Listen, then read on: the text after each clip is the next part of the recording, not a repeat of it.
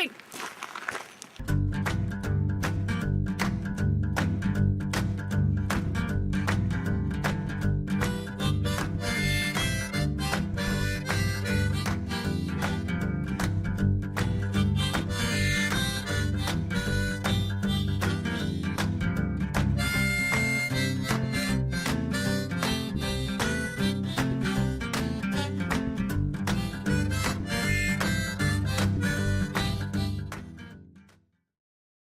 Ghost towns, abandoned cities, hidden remnants of societies long gone, or whatever you like to fashion cultural icons such as Tombstone or Nevada City. Thrill seekers and history buffs alike thrive on the mystery of it all, and yet remain detached from the intricate details of their conception in favor of myths and rumors. But what are the stories behind these legends and numerous other desolate places that populate most significantly the American West? Their skeletal remains tickle our sense of wonder, however their documented economy and cultural and societal imprints are overshadowed by pamphlet-sized introductions and generalized histories. What exactly is a ghost town? Shockingly, it isn't necessarily an inhabited area once home to a congregation of humans, although this moniker certainly encompasses that. A ghost town can simply be a town whose population is on its last legs, significantly decreased in comparison to its prime days. A boom-to-bust town, or rather, a town that sprung into being on the successes of commonly resource-based economies and over time lost its ability to properly sustain itself. Through the analysis of recurring features and patterns that many ghost towns share, I used 3 examples to determine the system behind declining rural centers and why they occur despite positive early years. Moreover, the study expands to examine the difference between bust towns that remain in their deteriorated state and others that manage to reinvent themselves. This short film offers that most ghost towns achieved a swift rise and fall due to resource-based economies, which are normally unstable because of fixed quantities. Per limited capital as well as social isolation, ghost towns relied on a doomed system. Once resources ran dry, without the assistance of other incomes or easy travel, these places were unable to sustain their previous booming economies. Some bust towns, such as Leavenworth, Washington, have succeeded in regaining their popularity through convenient roadways and a push for tourism. However, without similar physical changes, other ghost towns will never return to their past glory. Let's talk about the Pacific Northwest for a minute. This weird little northern corner of the United States gave birth to numerous boom-to-bust towns due to its rich resources, along with the growing popularity of Western expansion beginning in the 1840s. Several different 19th century federal acts allowed for easy white male access to land, encouraging the migration of settlers. Extremely eager, many individuals moved west hoping to prosper and arrived with short-sighted ideals. The Pacific Northwest was rich with capital, but it couldn't last forever. Newly introduced to American citizens, the Western territories remained exceedingly isolated. Once railroads, steamboats, and other transportation technologies arrived, they remained heavily relied upon for business and travel. To further get into this, we'll be looking at the wheat community of Boyd, Oregon, just east of the Dalles. The cannery town Altoona, Washington, which you can find just along the Columbia River on your way towards Astoria, Oregon. Also, the logging town of Kosmos, Washington, in Lewis County near the Mossy Rock Dam. It is important to look at these towns because they demonstrate the stereotypical legacy of boom-to-bust towns. As you'll see as they lay out their histories, there is consistently a presence of resource loss and isolation that attributes to the decline of their prestige. As Stephen J.K. Walters points out in his book Boomtowns, Restoring the Urban American Dream, capital is essential to our happiness and livelihood, and if it no longer exists, then the areas that once provided them will be abandoned. Walters explains that in order to revive dead cities, it is important to focus on capital as a force of influence. Anyway, let's move on to Boyd, Oregon. Okay, so behind me is Boyd, Oregon. It was founded in 1850. It went through a couple of hands, but eventually in the 1870s, it was handed over to T.P. Boyd, and that's where the name comes from. Just a couple of houses you could drive past in about 2 minutes. As I will show you, the oldest building here is over that way, and it is the wheat elevator that was built in 1916. This was a really big wheat community, a farming community. There was flour, there were orchards. just a whole lot of agriculture going on here. So in 1905, the Great Southern Railroad was built, and it went through Boyd, which increased the population as well, which led to the boom. This is actually why they built the wheat elevator. The tracks used to go right by it, and then they would just dump the wheat into there, making it really simple to get wheat out of Boyd and to sell it somewhere else. It first attracted white residents because it was on its way for the pioneers to the Willamette Valley.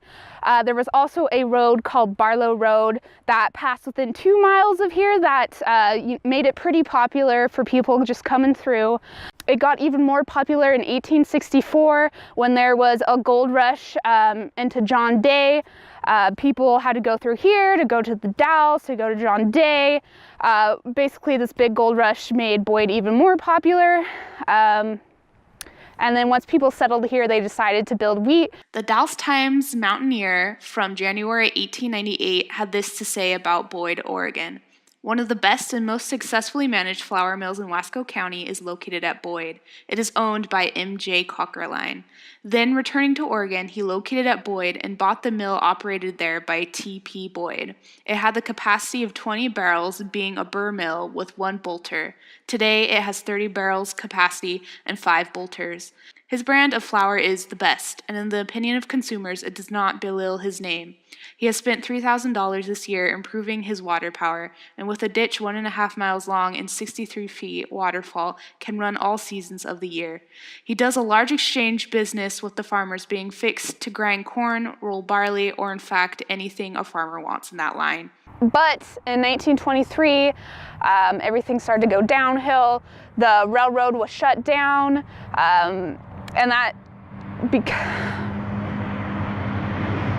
Here's a car. He looked at me.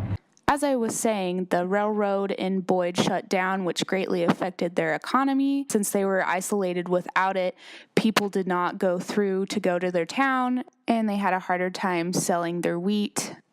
Now that you know about that, let's go on to Altoona, Washington.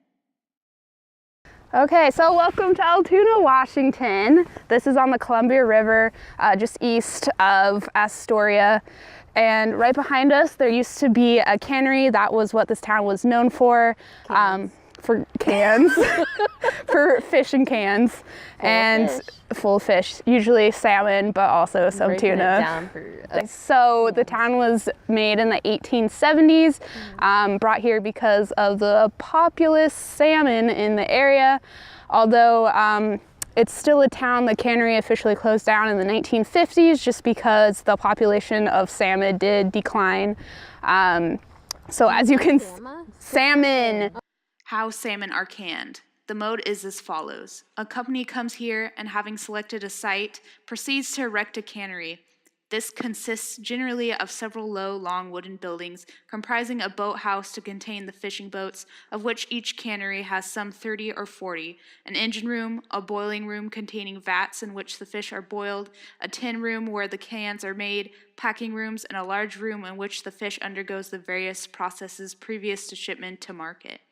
At stated times after the nets are laid across the river, the boats return to the cannery and land their catch. This is immediately seized by the Chinese workmen. The fish are then slit up and cleaned and the head removed. Then they are passed to the next block, which consists of a machine with a number of sharp blades joined to a shaft which is turned by a handle.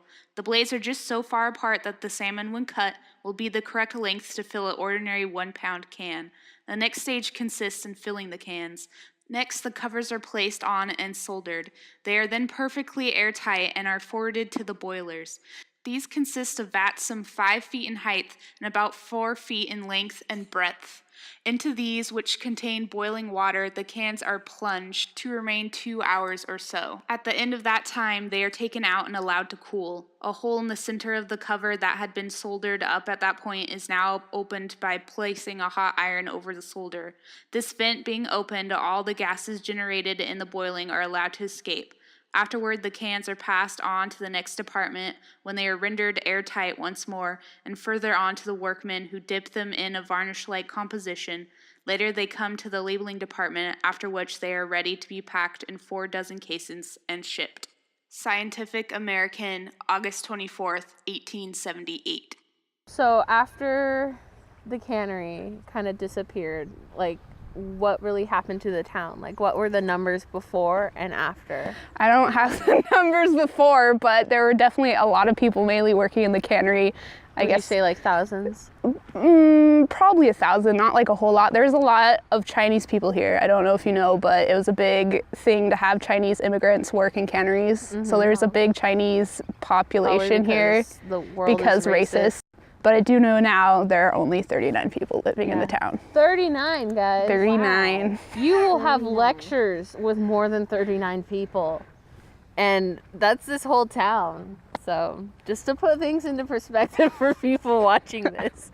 Altoona relied heavily on water transportation. However, the introduction of the Northern Pacific Railroad slowly phased out the need for steamboats and other water vehicles. The negative impacts of the Grand Coulee Dam on the salmon population in the region further disadvantaged the cannery workers in the town, eventually leading to the closing of the company. Now, on to Kosmos! So this is Kosmos, Washington. We're actually standing in a lake bed right now. Usually when it's very rainy in the springtime, this becomes covered in water. But as you can see, right now it's just a bunch of grass. I'm actually standing on an old Kosmos road. You'll see later in a couple of different shots, there are some old bridges that still are around. But of course, the population now is 0 because it is usually an underwater city. So Kosmos used to be a big timber town. It started out with the Kosmos Logging Company. But due to the growth of hydropower and the need to build the Mossy Rock Dam, it was decided that Kosmos would go underwater. That's why it doesn't exist today. So this truly is an abandoned town. So right over there is actually the Kosmos boat launch. That's where people from Morton and other areas around here come to put their boats in the river. And of course right now the river is just, we're walking and where Kosmos used to be. Right now is a really good season to be here because usually this area is partially submerged in the water. But since it's winter, the water's kind of low, obviously. So we are able to see a few things such as that pop out. Kosmos became an official town in 1936 when the Kosmos Logging Company began to harvest trees in the area.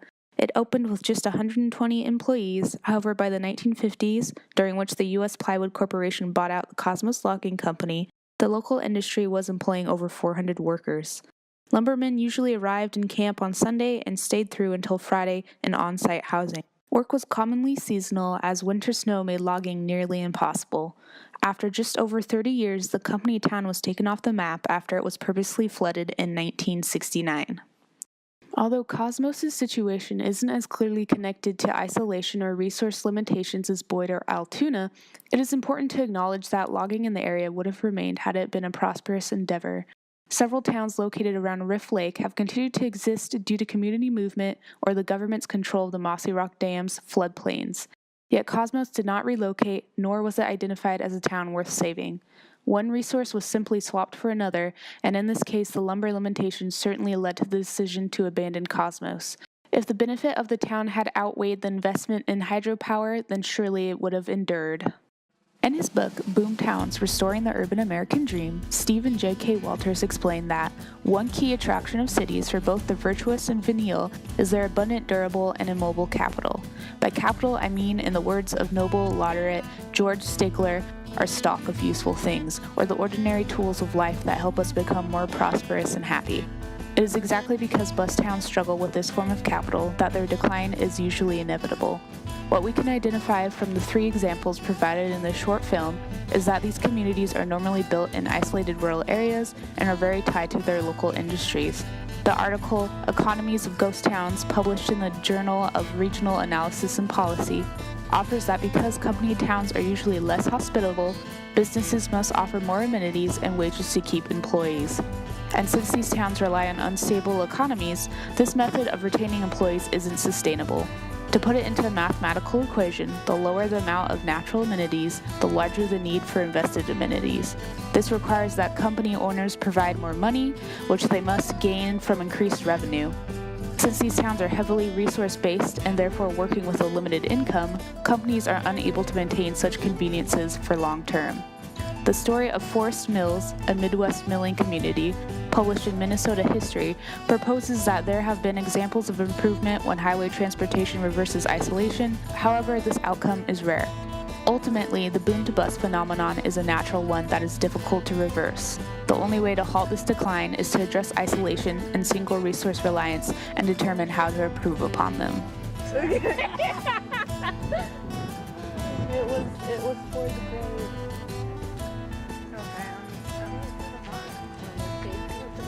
I need it to go out of the shot. Go But it's faster. taking forever. Go faster, you son of a bitch. Move the camera back. No, because then it'll be show up. shaky. Yeah. Well, now Sophie's getting crap. That's cool. Sochi, you're queen. I'm gonna throw up later, so. I don't think I magically have another.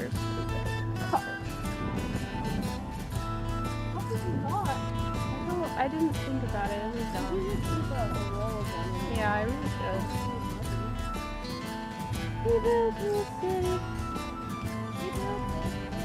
It's so close to being out.